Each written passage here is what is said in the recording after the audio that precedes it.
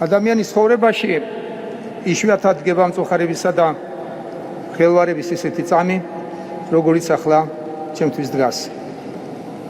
დღეს მთელი ერის წინაშე ვემშვიდობები ჩვენს სულიერ მამას.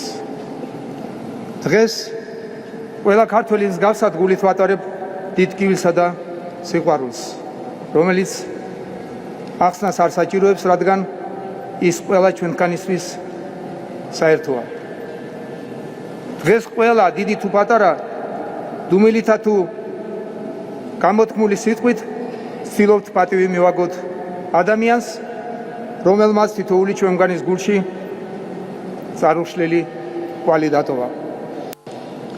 სრულიად საქართველო ემშვიდობება უწმინდესსა და უნეტარეს საქართველოს კათოლიკოს პატრიარქს ილია მეორეს და ეს ჩვეულებრივ განშორებას არ გავს.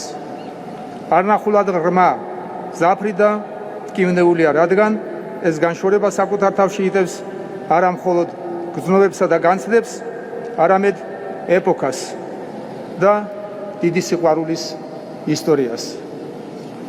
ამბობენ, ადამიანი ორჯერ იბადება. პირველად ფიზიკურად, ხოლო მეორედ მაშინ, როცა ცხოვრების მიზანს შეიცნობს. თავად განსაჯეთ, რამდენად დიდი უნდა იყოს ადამიანი, რომ მისი მეორე დაბადება მხოლოდ პირად საზღვრებში კი არ მოექცეს, არამედ ქვეყნის ბედისწერა შეერწყას და ერისა და ბერის სულიერ გზას მის მომავალს დაუკავშირდეს.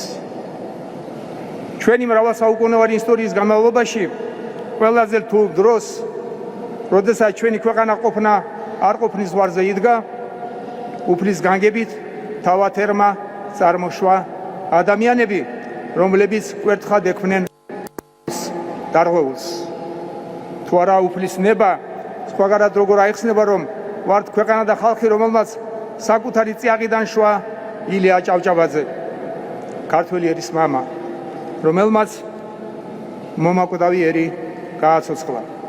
თუ არა უფლის ნება, სხვაგანად როგორ აიხსნება, რომ ვართ ქვეყანა და ხალხი, რომელმაც საკუთარი წიაღიდან შვა ილია მეორე, საქართველოს სულიერი მამა, რომელმაც ქართული მართლმადიდებლური ეკლესია აღადგინა და ქართველი ხალხის სულიერი ერთიანობის სიმბოლოდ იქცა.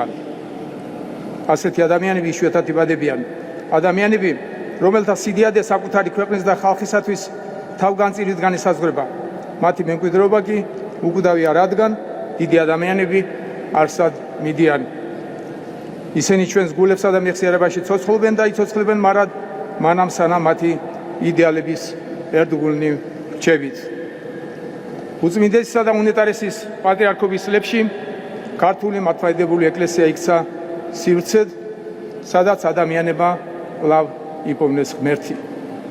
დაებრუნეს რწმენა, სიმშვიდე და ერთიანობის განცდა.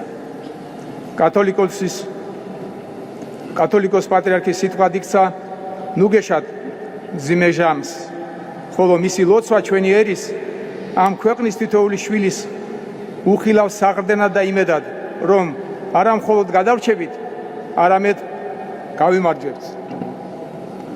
უწმინდესისა და უნეტარესის ცხოვრება არ ყოფილა მხოლოდ პირადი სულიერი არჩევანი, არამედ მისია, რომელმაც არაერთი თაობის სულიერი ორიენტირი განსაზღვრა.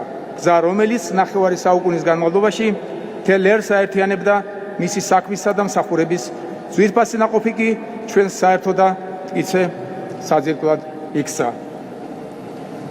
ერის ცხოვრებაში დგება მომენტები, როდესაც საზოგადოებას, ხალხს დიდი განსაცდელი ან დიდი სიხარული აერთიანებს. დღეს ჩვენი ქვეყნის ცხოვრებაში სწორედ ასეთი მომენტი დგას. მილიონობით ქართველი დუმარედ ხვდებით დიდ განსაცდელს და სწორედ ამ გამაყრუებელ დუმარებაში, რომელიც ახლა ყველაზე ხმამაღლა ისმის, ამ ქვეყნის თითოეული შვილი მთელი სისავსით გრძნობს თუ რამდენად დიდია დანაკლისი, რომელსაც ტოვებთ. ამ სიჩუმეში ვემშვიდობებით ეპოქას, რომელსაც თქვენი სახელი ერქვა. დიდი ტკივილის მიუხედავად ბედნიერი ხალხი ვართ, რადგან წილად ხვდა პატივი ვიწოდებოდეთ უწმინდესის და უნეტარესის სრულიად საქართველოს პატრიარქის ილია მეორის სულიერ შვილებად. მოძღვრისა, რომელმაც როგორც მთელი სიცოცხლე გარდაცვალებას საკუთარი სამწყსოს ქართველი ხალხის ერთ მუშტად შეკვრასა და გაერთიანებას მიუძღვნა. უწმინდესო და უნეტარესო, დიდი მადლობა სიკეთის, სიბრძნისა და სიყვარულისთვის. ახლაც როგორც მაშინ ეპოქა გათავდა დიდი.